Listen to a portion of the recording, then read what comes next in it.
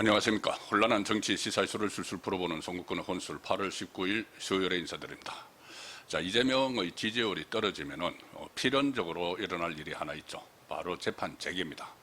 판사들이 지금은 재판을 중단시켜 놨지만 지지율이 한 30%대까지 떨어지면 국민의 3분의 2가 이재명 정권을 외면하고 있는데, 그 상황에서도 재판을 미루고 있을 이유가 없죠. 재판이 속행이 되면은, 특히 선거법 같은 경우는 바로 이재명이 자리에서 내려올 수 있는 그런 판결이 나올 가능성이 높습니다. 자, 그런데 사법부가 그동안 숨을 죽여왔죠. 이재명이 본인의 재판을 없애기 위해서 사법 체계를 완전히 망가뜨리는 그런 법안들을 다 통과시켰어도 조희대 대법원장이 제대로 말을 하지 못하고 좀 어떻게 보면 좀 끙끙거리는 그런 자세를 보여왔습니다. 그리고 저도 몇 차례 지적을 했지만 김용이나 김혜경 씨에 대한 대법원 확정 판결도 지금 1년 이상 미루고 있는, 그래서 비판을 받았는데, 이재명 지지율이 최근 들어 30%대로 떨어지고 있다는 그런 여론조사 결과가 계속 나오는 시점에, 그리고 김민석 대표 체제가 민주당에 새로 들어서서 김민석이 경선 과정에서 조희대 대법원장을 탄핵을 하겠다고 했죠. 그 탄핵을 하겠다는 이유가 일단 표면적인 이유가 대법관에 대한 임명채청권을 행사하지 않고 있다. 지금 대법관 2명이 퇴임을 했는데, 노태악, 이홍구 2명이 퇴임을 했는데, 특히 노태악은 퇴임한 지 5개월이 됐는데 대법관 추천위원회에서 4명을 추천을 해놨는데 그중에서 왜 임명채청권을 행사를 하지 않느냐. 그러니까 대법원이 공석인 상태가 됐다는 거죠. 그리고 최근에 또 이홍구가 퇴임을 하면서 또 그 자리도 또 4명을 추천을 해놨는데 빨리 임명채청권을 행사해서 대법관을 채워라. 그리고 그 중에서 좌파 후보들을 채워 넣으라고 압력을 가하고 있는 그런 상황이었는데, 조희대 대법원장이 버티니까는 탄핵을 하겠다 이렇게 말을 한 김민석이 당 대표가 딱 된 이 시점, 그러니까 이재명의 지지율이 폭락을 해서 30%대까지 막 내려가는 여론조사 결과가 나오는 데다가 조희대를 탄핵을 하겠다고 김민석이 공언을 했는데, 그 김민석이 당선돼서 당대표가 된 다음날, 그러니까 어제 이 조희대가 드디어 칼을 빼들었다는 분석이 나옵니다. 바로 김민석이 탄핵을 하겠다고 막 얼음장을 놨던 후임 대법관을 추천을 했는데, 임명권을 제청을 했는데, 자, 내용 면에서도 그렇고 또 어떤 형식적인 면에서도 완전히 이재명을 패싱하는, 이재명을 아예 패싱을 해버리는 그 형식 면에서, 또 내용 면에서는 이재명에 저항을 하거나 혹은 항명을 하는 그런 사안이 벌어졌습니다. 그래서 조희대 사태가 당분간 이 전국을 후끈하게 달구고, 특히 김민석이 오늘 사실상 조희대에 대한 탄핵 방침을 다시 밝혔기 때문에 실제로 조희대에 대해서 탄핵에 들어가고, 또 민주당이 다수당이니까 의결을 하고, 그런데 헌법재판소 가서 이게 탄핵안이 기각이 돼버리고 이런 상황까지 가면은 정말 탄핵이 이재명 탄핵으로 불길이 옮겨갈 가능성이 있죠. 이재명 탄핵으로 옮겨갈 뿐 아니라 또 이재명에 대한 판사들의 저항이 시작이 돼서 재판을 재개하는 그런 상황까지도 쭉 이어질 수 있는 일이 어제 오늘 사이에 발생을 했습니다. 일단 내용을 설명을 들으면은 말씀드린 대로 특히 이 손봉기, 김성수 이 두 사람을 임명제청을 어제 했는데, 일단 내용면을 먼저 보겠습니다. 내용면에서는 항명을 했다. 이재명에 대해서 조희대 대법원장이 그렇게 볼 수가 있습니다. 특히 이 손봉기 부장판사를 노태악 후임으로 임명제청을 했는데, 이 부분이 내용면에서 이재명에게 항명을 한 그런 사례가 됩니다. 지금 손봉기를 포함을 해서 4명을 대법관 추천위에서 추천을 했는데 그것을 5개월째 쥐고 있었습니다. 조희대 대법원장이. 왜 그러냐 하면은 이재명 중에서 그 4명 중에서 김민기 부장판사, 여성입니다. 김민기 부장판사를 임명제청을 하라 이렇게 요구를 한 것이죠.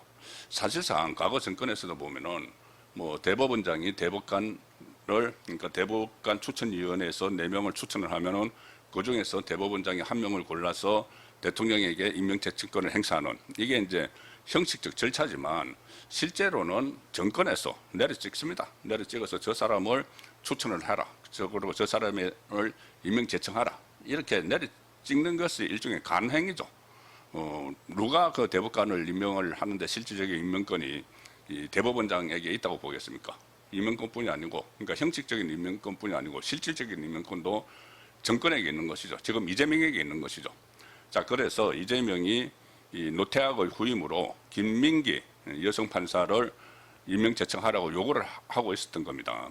김민기가 누구냐? 유명한 좌파 판사죠. 우리법연구회 출신 좌파 판사인데다가 김민기의 남편이, 김민기는 여성 판사입니다. 남편이 헌법재판관인 오영준입니다. 오영준 헌법재판관. 그러면은 최고 그 법원에서 한 사람 부부가 나란히 이제 한 사람은 대법관, 한 사람은 헌법재판관. 그것은 좀 맞지가 않죠. 특히 지금 사심제를 도입을 해가지고 대법원 판결을 헌법재판소에서 다시 들여다보는 그 제도를 이재명이 만들어놨는데 부부가 그 양쪽에 딱 포진하고 있는 게 맞지 않다. 그런 생각이고 또 하나는 이념적으로 너무 편향이 돼 있다. 그 해서 그 조희대 대법원장은 이 김민기에 대해서 일종의 비토를 했습니다. 청와대가 요구하는 김민기를 비토를 하고 6명 중에서 다른 인물을 염두에 두고 있었다고 합니다. 그러니까는 청와대가 4명 중에 김민기 당시 수원 고등법원 판사를 요구를 했고 임명제청하라고 조희대 대법원장은 박순영 그 4명 중에서 박순영 서울고법 판사를 후임으로 염두에 두고 5개월째 신경전을 펼쳤는데 결국 빨리 임명제청 안 하면 탄핵을 하겠다. 김민석이 압박을 하고 그 김민석이 대표로 출범을 한 다음 날 조희대 대법원장이 제3의 인물인 손봉기 부장판사를 임명제청을 해버린 겁니다. 그러니까 그 이재명이 요구하는 사람도 아니고 처음에 본인이 염두에 뒀던 사람도 아니고 제3의 인물을 임명제청을 해버린 것이죠. 그러니까 내용적에서 그렇게 보면은 당연히 이것은 이재명에 대한 저항이고 일종의 항명이 되는 거죠. 이재명이 내려꽂았는데 그것이 아닌 제3의 인물을 해버렸기 때문에. 그리고 특히 이 전당대회 다음 날 이재명의 그 어떻게 보면 이제 지침을 완전히 뒤집으면서 다른 사람을 임명을 해버렸기 때문에 임명제청을 해버렸기 때문에 지금 이재명 입장에서는 어떻게 보면은 큰 저항을 받은 사법부의 저항을 받은 그런 상황이 지금 전개가 되고 있는 겁니다. 일종의 이재명에 대한 항명이 일어난 것이고 그리고 지금은 이제 내용적인 측면에서 이재명에 대한 항명이 일어난 것이고 형식적인 측면에서 보면은 이재명을 완전히 패싱해 버렸습니다. 그 전에는 4명의 후보자를 가지고 한 사람을 이제 뭐 위에서 이제 내려찍겠죠. 내려찍으면은 그 사람을 명단을 가지고 마치 본인이 대법원장이 선택을 한 것처럼 해서 청와대 들어갑니다. 청와대 들어가서 형식적으로 대통령하고 이야기를 나누고 와서 내가 협의를 했고 대통령하고 협의를 했고 아무개를 임명제청을 한다 이렇게 발표를 하는 거죠. 자, 그런데 조희대 대법원장은 어제 청와대에 들어가긴 들어갔는데 이재명을 안 만났습니다. 만나지 않고 서면으로 이 2명 그러니까는 그 노태악 후임자는 손봉기, 이형구 후임자는 김성수 이 2명을 서면으로 제청을 하고 나와버렸다. 통상 대법원장은 청와대에서 대통령을 만나서 그동안에는 최종 협의를 거친다.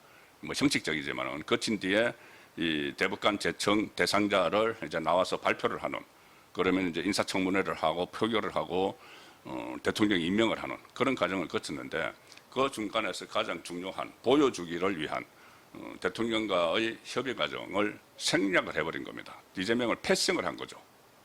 그리고 그러니까 형식적인 면에서는 이재명을 패싱을 해버렸고 내용적인 측면에서는 이재명에게 항명을 하는 그런 대법관 임명제청권 행사가 있었습니다. 조희대 대법원장은 이재명에게 제청을 했다고 밝히면서 이제 그냥 서류로 해버린 것이죠. 만나지도 않고 관행을 깨고 만나지도 않고 저항입니다. 조희대 씨의 저항이죠. 이렇게 이야기했습니다. 새 대법관 후보 2명에 대해서 전문적인 법률 지식과 공정한 판단 능력, 사법부 독립과 기본권 보장에 대한 신념뿐 아니라 대법원 구성의 다양성도 고려했다.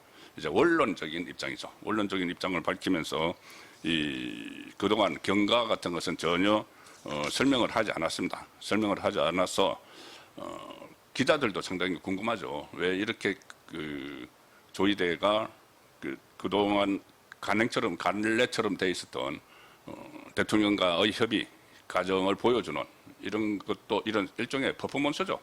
다 이제 정해져 있고 뭐 정권에서 내려 찍어 놓고 자 그런 것을 완전히 깨버리고 그것을 벗어 던지고 또 내용 면에서도 그 이재명이 요구한 김민기를 택하지 않는 그런 선택을 했을까? 기자들도 상당히 궁금하죠. 그래서 오늘 아침에 조희대 대법원장이 출근하는 길에 기자들이 진을 치고 있다가 물어봤습니다. 사전에 어느 정도 협의가 있었느냐 이런 내용들을 물어봤지만은 조희대 대법원장은 묵묵부답인 상태로 그대로 청산으로 들어가 버렸습니다. 만약에 이 사전에 사실상 뭐 협의가 있었고 가령 예를 들어서 이재명이 뭐 다른 일정 때문에 못 만났다든가 못 만나지 못해서 그냥 서류로 제출을 했다든가 아니면은 이 김민기 대신에 이 손봉기를 선택하는 과정에서 뭐 청와대가 양해를 했다든가 그런 일이 있으면은 설명을 하겠죠. 이렇게 온 국민의 관심이 집중되어 있고 언론에 도배를 하고 있는 상황이기 때문에 근데 그런 절차 없이 그냥 들어가 버렸다는 것은 뭔가 심상찮은 일이 벌어지고 있다는 느낌이 들죠. 지금 좌파 진영에서는 발칵 뒤집혔습니다. 이거를 가지고 청와대와 협의 없이 제청한 것은 대통령 임명권에 대한 도전이다. 뭐 이건태 같은 경우는 그런 식의 이야기를 하고 송영길도 역대 대법원장들은 임명권자를 직접 찾아 제청해왔다. 그 전통을 무시했다. 이런 말까지 지금 나오는 상황에서 조금 전에 김민석이 부산에서 현장 최고회의 그러니까 자기가 당선되고 나서 처음 연 현장 최고위원회의에서 조희대 대법원장에 대해서 사법농단이다 이렇게 이야기를 하면서 잘라달라는 것이냐 당장 나가라. 직접적으로 이제 그전에는 탄핵해야 된다고 하는데 지금 바로 탄핵을 직접적으로 이야기하지 않고 스스로 나가라. 아니면 또 이런 말도 했습니다. 판사들이 들고 일어나서 조희대를 내쫓아라. 이렇게 이야기하는 것은 바로 이제 탄핵으로 갔을 때는 엄청난 역풍이 예상이 되는 것이죠. 거기다가 특히 헌재에서 탄핵안을 기각을 해버리면은 지난 과거에 뭐 한덕수 국무총리에 대해서도 이 탄핵을 추진을 했지만은 탄핵안이 기각이 돼버리면은 그 후폭풍을 감당하기가 어려우니까 탄핵으로 가는 전 단계로 잘라달라는 것이냐 이렇게 협박을 하고 당장 나가라 이런 그 급박을 동시에 겸하는 그런 상황이 오늘 최고위원회에서 있었습니다. 김민석이 앞장서서 퇴학시켜달라고 구걸하는 불량 학생의 태도다. 그러면서 즉각 사퇴하라. 또 협의 없이 대법관 임명을 제청한 것은 사법농단이다. 이렇게 규정까지 하면서 이제부터 검찰 개혁이 끝났으니까는 법원 개혁을 하겠다. 이렇게 또 얼음장을 냈습니다. 민주당은 이제 검찰 개혁을 일단락 지었다. 김민석이 조희대 대법원장의 사법농단을 계기로 사법개혁을 시작하겠다. 조희대 대법원장은 당장 나가거나 사과하라. 그렇지 않다면 사법부 전체가 들고 일어나 달라. 사법부 판사들이 들고 일어나서 이런 조희대를 내쫓아 달라. 이렇게 지금 이야기를 하고 있는 것이죠. 자, 그런데 이 상황이 앞으로 진짜 김민석이 판사들 보고 들고 일어나서 조희대를 쫓아내라. 이런 말을 했지만은 판사들이 들고 일어나서 조희대를 쫓아내는 게 아니고 이재명을 쫓아낼 가능성이 상당히 커지고 있다는 느낌입니다. 말씀드린 대로 30%대 지지율까지 내려온 이재명 그러면은 가뜩이나 판사들이 이재명에 대한 재판 재개를 슬슬 생각을 하기 시작을 할 텐데 그런데 이 상황에서 대법원장을 또다시 이 공격을 하면서 또 탄핵을 하겠다는 그런 겁박까지 하고 나섰으니 이 재판부 판사들 법조계 전체가 들고 일어날 가능성이 있는 것이죠. 그러면은 이재명은 재판 재개가 만약에 시작이 된다고 하면은 연쇄적으로 됩니다. 하나의 재판이 아니고 5개 재판이 전부 다 연쇄적으로 일어나고, 그리고 이재명은 재판을 없애기 위해서 이런저런 시도들을 공수처를 위한 그런 시도도 어제 오늘도 계속 하고 있지만 그렇게 이제 호락호락하게 이재명 정권의 뜻대로 흘러가지는 않을 것이다. 특히 이재명 지지율이 폭락을 하고 있는 상황과 맞물리고 판사들이 들고 일어나는 이런 현상을 연결시키면은 이재명으로서는 또다시 위기가 닥치고 있다는 느낌을 갖게 됩니다.